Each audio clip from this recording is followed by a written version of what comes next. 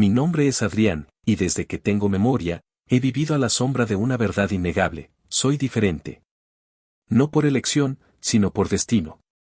Fui adoptado por la familia que me dio un techo, comida y, en teoría, amor. Pero el amor, como tantas cosas en la vida, se distribuyó de manera desigual. Mi padre, un hombre de mirada severa y palabras afiladas, nunca ocultó su preferencia por su hijo biológico, Daniel. Para él, Daniel era la encarnación de la perfección, el heredero de su apellido y el portador de su sangre. Yo, en cambio, era el intruso, el recordatorio constante de una bondad que nunca terminé de merecer. Crecí en una casa donde cada logro de Daniel era celebrado con bombos y platillos, mientras que los míos pasaban desapercibidos. Si Daniel sacaba una buena nota, era un genio; si yo hacía lo mismo, era lo mínimo que se esperaba. Si Daniel cometía un error, era un desliz pasajero; si yo me equivocaba, era una prueba de mi ineptitud. Mi madre, en cambio, era un oasis en medio del desierto. Una mujer de corazón tierno y sonrisa cálida, que intentaba compensar la frialdad de mi padre con abrazos y palabras de aliento. Pero incluso ella, atrapada en las redes de un matrimonio desigual, no podía protegerme por completo. Recuerdo una tarde en particular, cuando tenía unos 10 años. Daniel y yo estábamos jugando fútbol en el patio trasero, y en un intento por impresionarlo, hice una jugada arriesgada que terminó en gol. En lugar de celebrar, mi padre frunció el ceño y dijo: «No seas payaso, Adrián. El fútbol no es para ti». Esas palabras se clavaron en mi pecho como astillas, recordándome una vez más que no pertenecía. Que mi lugar en esa familia era prestado, condicionado a mi buen comportamiento y a mi capacidad de no eclipsar a Daniel. A medida que crecí, aprendí a vivir con esa sombra. A canalizar mi frustración en estudios y deportes, buscando la aprobación que nunca llegaría. Me convertí en un estudiante ejemplar, un atleta destacado, un joven reservado y obediente. Pero por dentro, la herida de la indiferencia seguía sangrando. Daniel, por su parte, se convirtió en todo lo que mi padre esperaba. Un joven carismático y popular, pero también arrogante y confiado. Sus notas eran promedio, sus habilidades deportivas mediocres, pero su encanto natural lo compensaba todo. Mi padre lo adoraba. Le daba todo lo que pedía, lo consentía en cada capricho, lo defendía de cualquier crítica. Yo, en cambio, debía ganarme cada centavo, cada elogio, cada muestra de afecto. A pesar de todo, nunca odié a Daniel. Él era, a su manera, una víctima más de la dinámica familiar. Un niño que creció creyendo que el mundo le debía todo, que su posición era incuestionable. La verdadera raíz de mi dolor era la injusticia, la desigualdad, la sensación de ser un ciudadano de segunda clase en mi propia casa. Cuando llegó el momento de elegir una carrera universitaria, mis padres no dudaron en apoyar a Daniel en su sueño de estudiar administración de empresas. Yo, en cambio, tuve que buscar becas y préstamos para poder estudiar ingeniería. «Es una carrera más práctica», dijo mi padre, encogiéndose de hombros. «Además, Daniel necesita el apoyo económico más que tú». Una vez más, la diferencia se hizo evidente. Daniel, el hijo pródigo, merecía todas las oportunidades. Yo, el hijo adoptivo, debía conformarme con las migajas. A pesar de las dificultades, me gradué con honores. Conseguí un trabajo en una importante empresa de tecnología y comencé a construir mi propio camino. Daniel, en cambio, abandonó la universidad después de un par de años y se dedicó a vivir de la generosidad de mi padre. Los años pasaron, y la brecha entre nosotros se hizo cada vez más grande. Yo, el hijo adoptivo, me convertí en un profesional exitoso, un hombre independiente y respetado. Daniel, el hijo legítimo, se hundió en una espiral de mediocridad y dependencia. Mi padre, a pesar de sus prejuicios, no pudo evitar sentir un cierto orgullo por mis logros. Pero ese orgullo siempre estuvo teñido de amargura, de la sensación de que yo, el hijo adoptivo, había superado al hijo legítimo. Y entonces, llegó el día en que todo cambió. Recibí una llamada de mi madre, su voz quebrada por el llanto. Daniel había sido diagnosticado con una enfermedad grave, y los gastos médicos eran exorbitantes. Mi padre, que había dilapidado su fortuna en los caprichos de Daniel, no tenía cómo pagar el tratamiento. Adrián, hijo, suplicó mi madre, necesitamos tu ayuda. Daniel se está muriendo. La ironía de la situación me golpeó con fuerza. El hijo pródigo, el heredero, el favorito, ahora dependía de la generosidad del hijo adoptivo, del intruso, del ciudadano de segunda clase. Lo siento, mamá, respondí con voz fría, no puedo ayudarlos. El silencio al otro lado de la línea fue ensordecedor. Sabía que mis palabras eran crueles, pero la herida de la indiferencia era demasiado profunda. Eres un malagradecido, Adrián, gritó mi padre al teléfono, arrebatándoselo a mi madre. Te dimos todo, te criamos como a un hijo, y así nos pagas. Me dieron un techo, comida y ropa, respondí con calma. Pero nunca me dieron amor, respeto ni igualdad. Ahora, no me pidan lo que nunca me dieron. Colgué el teléfono y me senté en silencio, sintiendo el peso de la soledad. Sabía que había tomado la decisión correcta, pero también sabía que esa decisión me condenaría a la soledad eterna. La noticia de mi negativa se extendió como pólvora entre la familia. Me convertí en el villano, el ingrato, el monstruo. Pero no me importó. Había vivido toda mi vida tratando de complacer a los demás, de ganar su aprobación. Ahora, era tiempo de pensar en mí. Pasaron los meses, y la salud de Daniel empeoró. Mi padre, desesperado, vendió la casa familiar y todos sus bienes para pagar el tratamiento. Pero no fue suficiente. Daniel murió, dejando un vacío en la familia que nunca se llenaría. Mi padre, devastado, se hundió en la depresión y el alcoholismo. Mi madre, en cambio, encontró consuelo en mi compañía. A pesar de todo, nunca dejé de amarla. Ella fue la única que me mostró un amor incondicional, la única que intentó protegerme de la crueldad de mi padre. Un día, mi madre me confesó que siempre me había amado como a un hijo, que había intentado convencerme de que mi padre me aceptara, pero que nunca tuvo el valor de enfrentarlo. Lo siento, Adrián, dijo con lágrimas en los ojos. Te fallé. No te preocupes, mamá, respondí abrazándola. Lo importante es que estás aquí conmigo. Decidí llevar a mi madre a vivir conmigo.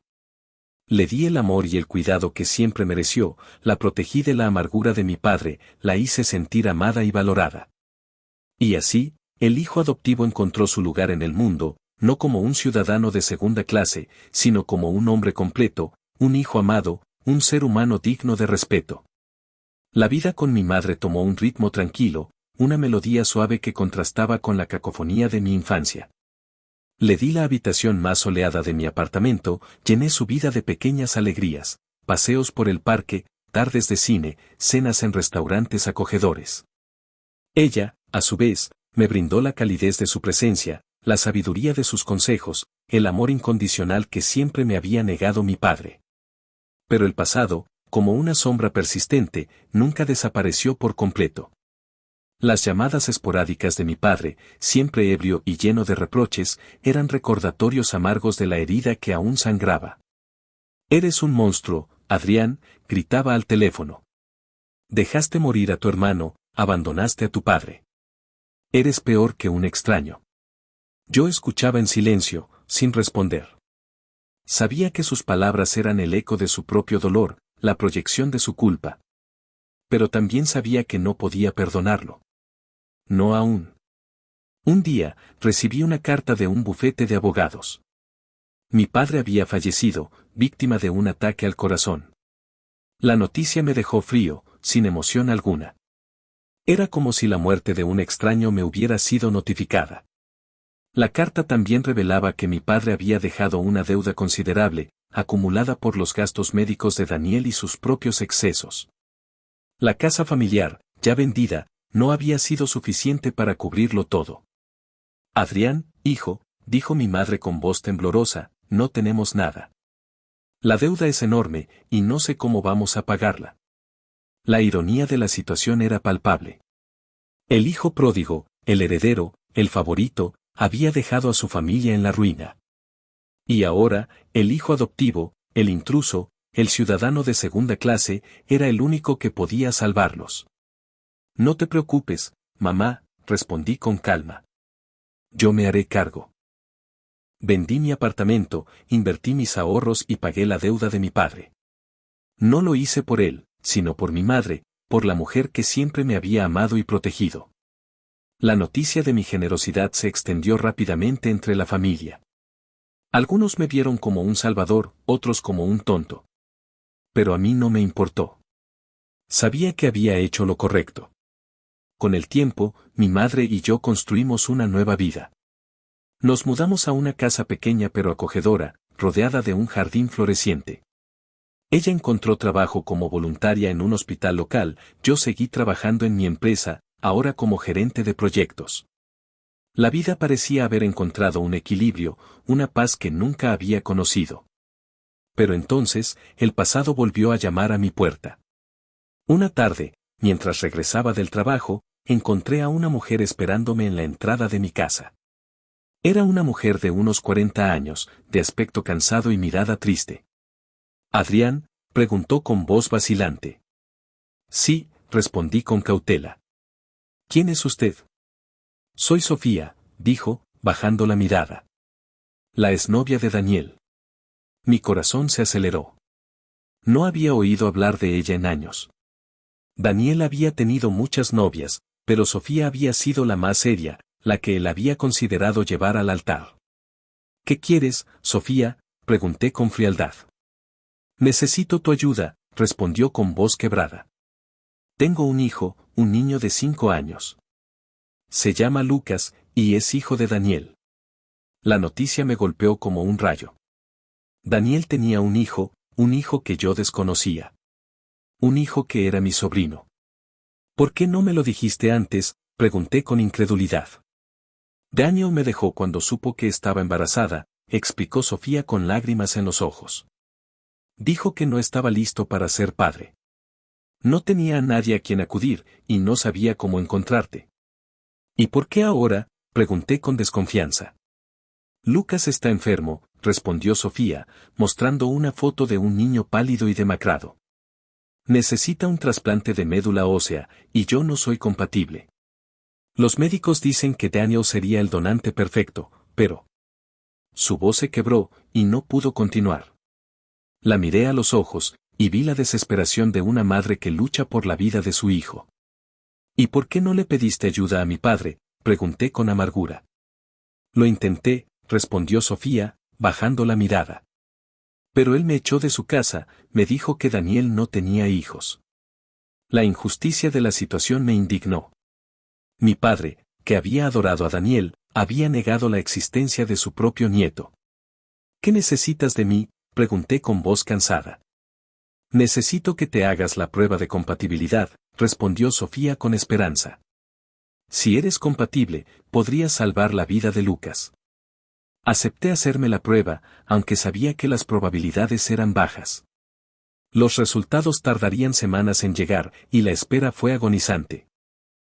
Mientras tanto, Sofía y Lucas se mudaron a mi casa. El niño era un ser frágil y silencioso, con ojos grandes y tristes que me recordaban a Daniel. Pero también tenía una chispa de vida, una determinación que me conmovió. Pasé tiempo con Lucas, leyéndole cuentos, jugando con él, tratando de darle la infancia que su padre le había negado. Y poco a poco, comencé a sentir un cariño por él, un amor que nunca pensé que sentiría por el hijo de Daniel. Las semanas pasaron lentamente, y la salud de Lucas empeoró. Sofía estaba cada vez más desesperada, y yo me sentía impotente. Entonces, un día, recibí una llamada del hospital. Los resultados de la prueba estaban listos. «¿Es compatible?», preguntó Sofía con voz temblorosa. «Sí», respondí con una sonrisa. «Soy compatible». La noticia fue recibida con alegría y alivio.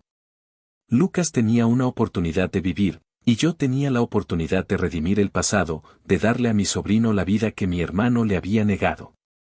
La noticia de mi compatibilidad con Lucas llenó de esperanza el pequeño hogar que habíamos construido.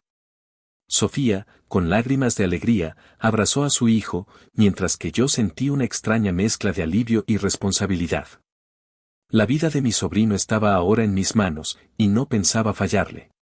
Los preparativos para el trasplante comenzaron de inmediato. Lucas fue ingresado en el hospital, y yo me sometí a una serie de pruebas para asegurar que mi médula ósea estuviera en óptimas condiciones. Los médicos nos explicaron el procedimiento, los riesgos y las posibles complicaciones.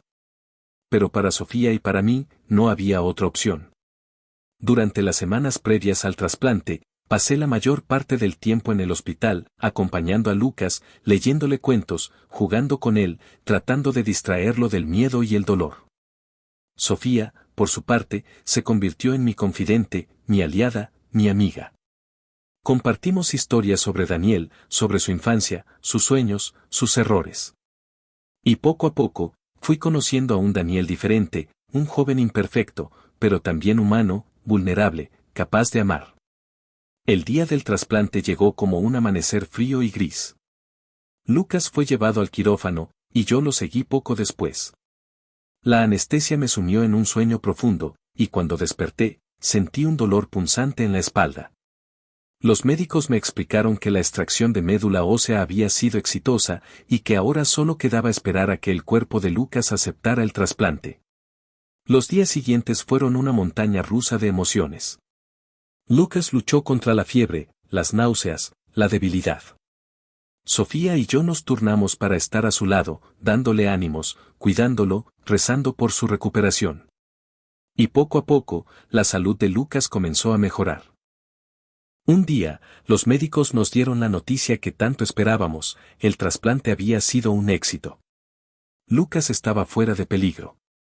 La alegría nos invadió, un torrente de alivio y gratitud. Sofía abrazó a su hijo, y yo sentí una paz profunda, una sensación de haber cumplido con mi deber. La recuperación de Lucas fue lenta pero constante. Con el tiempo, recuperó su energía, su apetito, su sonrisa. Volvió a ser el niño alegre y curioso que había conocido. Sofía y yo celebramos cada pequeño avance, cada paso hacia la normalidad. Mientras tanto, mi relación con Sofía se fortaleció. Descubrí en ella a una mujer fuerte, independiente, luchadora. Una madre abnegada, capaz de sacrificarlo todo por su hijo. Y poco a poco, me fui enamorando de ella. Un día, mientras paseábamos por el parque con Lucas, le confesé mis sentimientos.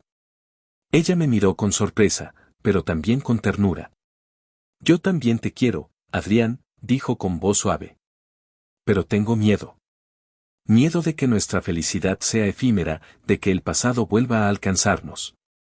El pasado no nos define, Sofía, respondí con convicción.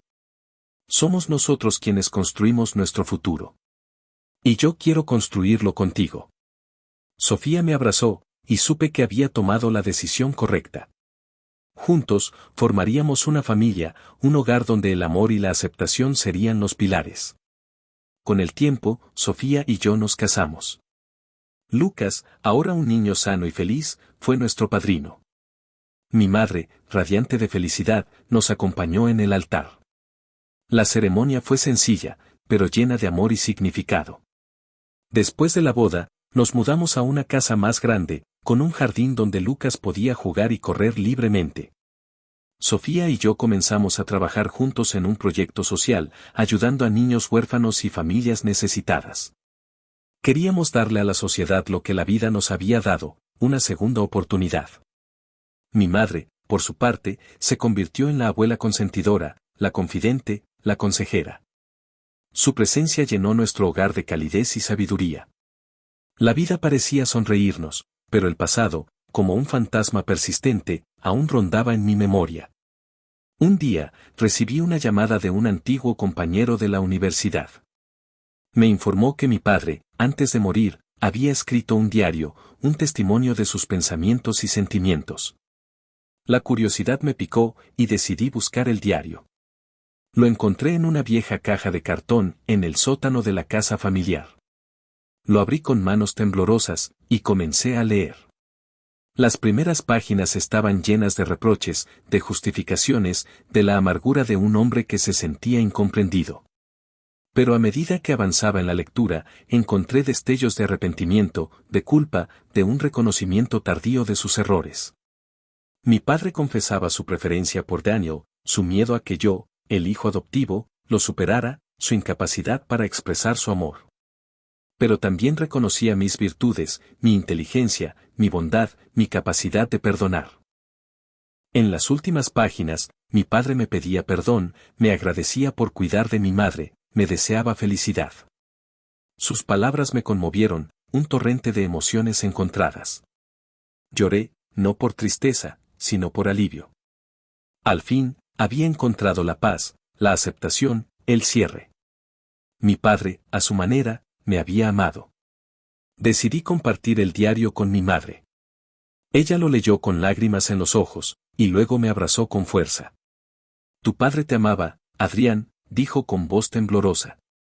A su manera, pero te amaba. Lo sé, mamá, respondí con una sonrisa.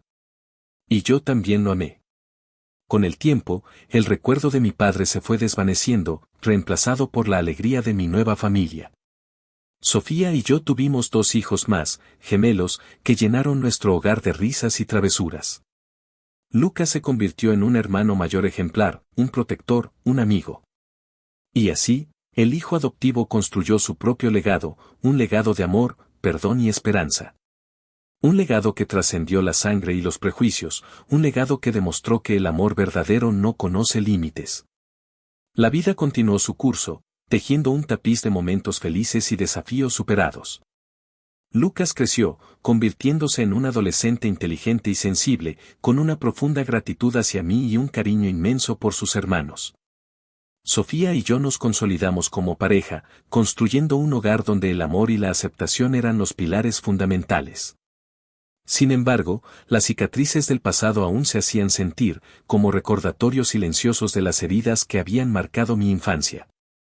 A veces, en la quietud de la noche, los recuerdos de la indiferencia de mi padre y la sombra de Daniel volvían a atormentarme. Pero ahora, ya no eran fuente de dolor, sino de fortaleza. Había aprendido a transformar el sufrimiento en resiliencia, a convertir la adversidad en oportunidad. Mi trabajo en la empresa de tecnología me brindaba una gran satisfacción. Había ascendido a un puesto de liderazgo, donde tenía la oportunidad de implementar proyectos innovadores y crear un impacto positivo en la sociedad. Pero mi mayor logro fue la creación de una fundación que llevaba el nombre de mi madre, dedicada a apoyar a niños adoptados y familias en situaciones vulnerables. La fundación se convirtió en mi pasión, en mi forma de honrar el legado de mi madre y de darle un sentido a mi propia historia. A través de la fundación, pude brindarles a otros niños la oportunidad de tener un hogar, una familia, un futuro. Pude darles el amor y la aceptación que a mí me habían negado. Un día, mientras visitaba uno de los hogares de la fundación, conocí a una niña de 8 años llamada Elena.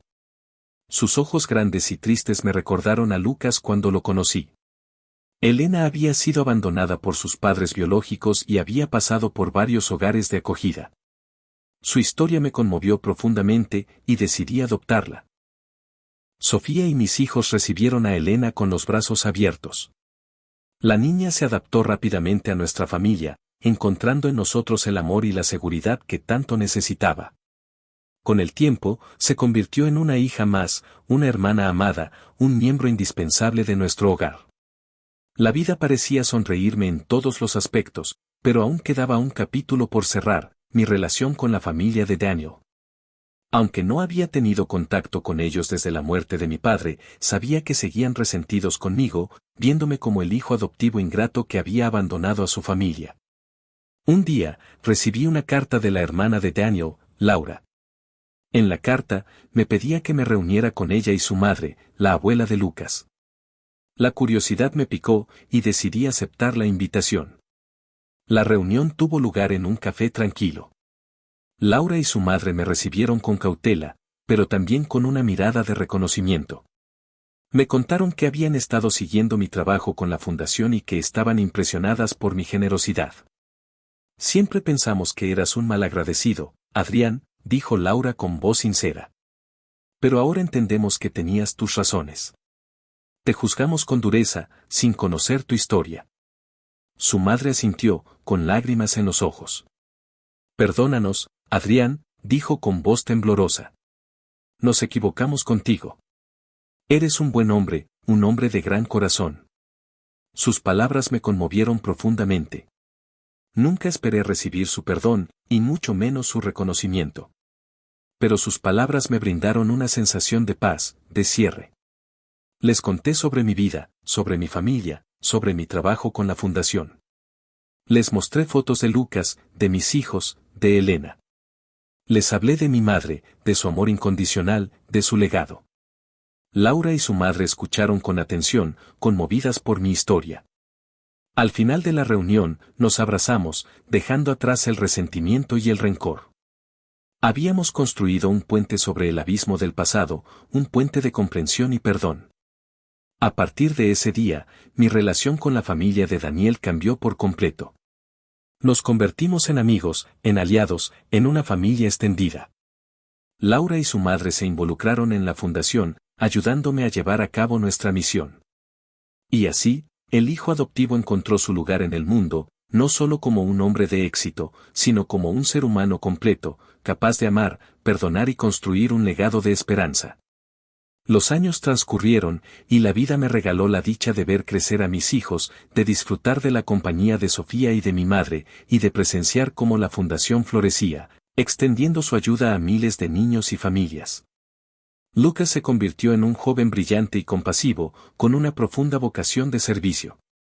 Siguió mis pasos, estudiando ingeniería y trabajando en proyectos que buscaban mejorar la calidad de vida de las comunidades más vulnerables. Mis otros hijos, los gemelos, heredaron la alegría de vivir de Sofía y mi pasión por la justicia. Se convirtieron en artistas y activistas, utilizando su talento para crear conciencia sobre los problemas sociales y promover el cambio.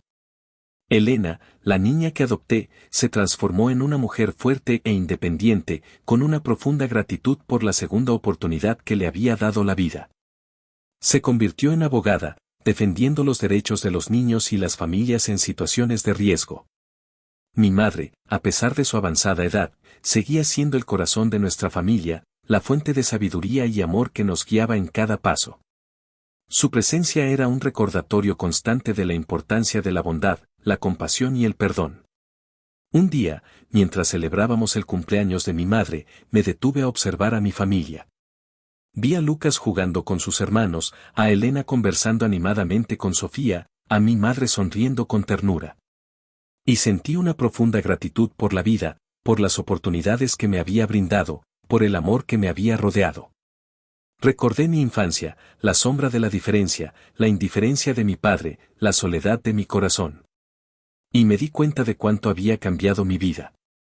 Ya no era el hijo adoptivo, el intruso, el ciudadano de segunda clase. Era un hombre completo, un padre amado, un esposo fiel, un hijo agradecido. Había construido mi propio legado, un legado de aceptación, perdón y esperanza. Un legado que trascendía la sangre y los prejuicios, un legado que demostraba que el amor verdadero no conoce límites. Unos años después, mi madre falleció, rodeada de su familia, con una sonrisa de paz en su rostro. Su partida dejó un vacío en nuestros corazones, pero también un legado de amor y sabiduría que nos acompañaría para siempre. Decidí escribir un libro, contando mi historia, compartiendo mis experiencias, transmitiendo mi mensaje de esperanza. Quería que mi historia inspirara a otros niños adoptados, a otras familias, a otras personas que habían sufrido la injusticia y la desigualdad. El libro se convirtió en un éxito de ventas y mi historia llegó a miles de personas en todo el mundo. Recibí cartas de niños adoptados que se sentían identificados con mi historia, de padres que habían aprendido a amar a sus hijos adoptivos, de personas que habían encontrado la fuerza para perdonar y seguir adelante. Mi historia se convirtió en un símbolo de esperanza, un recordatorio de que el amor puede superar cualquier obstáculo, que el perdón puede sanar cualquier herida, que la aceptación puede transformar cualquier vida. Y así, el hijo adoptivo encontró su lugar en el mundo, no solo como un hombre de éxito, sino como un faro de esperanza, un ejemplo de que el amor y la aceptación pueden construir un mundo mejor.